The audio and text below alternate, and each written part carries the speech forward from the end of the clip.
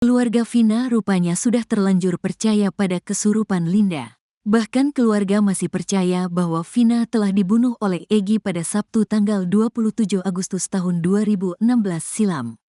Meski begitu, Linda yang mengaku kesurupan arwah Vina kini justru enggan disalahkan.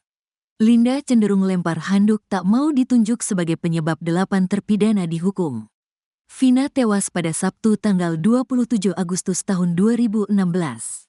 Ia ditemukan warga di Jembatan Talun Cirebon bersama Eki. Ada saksi yang mengaku melihat Vina dan Eki kecelakaan. Tapi dalam sidang, Vina dan Eki dinyatakan meninggal karena dibunuh 8 terpidana: Eko Ramadhani, Eka Sandi, Hadi Saputra, Jaya, Supriyanto, Sudirman, Saka Tatal, dan Rivaldi. Kakek Vina, Sadullah, mengatakan ia masih berpegang teguh pada pembicaraan saat Linda kesurupan. Yang saya inginkan karena sesuai kesurupan waktu si Linda bahwa si pelakunya ngomongnya si Egy cuma ngerti itu aja bapak mah. Yang saya pikirkan pelaku utama si Egy itu tuh, katanya saat diwawancara Nusantara TV. Sadullah berkukuh bahwa Vina tewas dibunuh, bukan kecelakaan. Ia bahkan meminta agar pelaku yang sebenarnya ditangkap. Pelakunya sampai ketangkap, yang sudah kena di penjara itu urusan polisi. Mau dibebaskan ya mogo terserah polisi, kita keluarga manusia gak mau orang yang tidak bersalah-salah tangkap, kata Sadullah. Sadullah mengatakan ia tetap berpegang pada ucapan Linda bahwa yang membunuh Vina adalah Egy.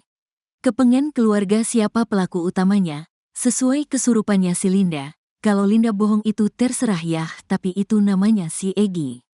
Kalau kita dari kesurupan awal tuh percaya, kata Sadullah.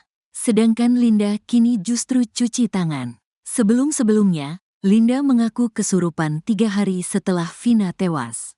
Namun kini Linda mengklaim kesurupan 7 hari setelah Vina dan Eki tewas.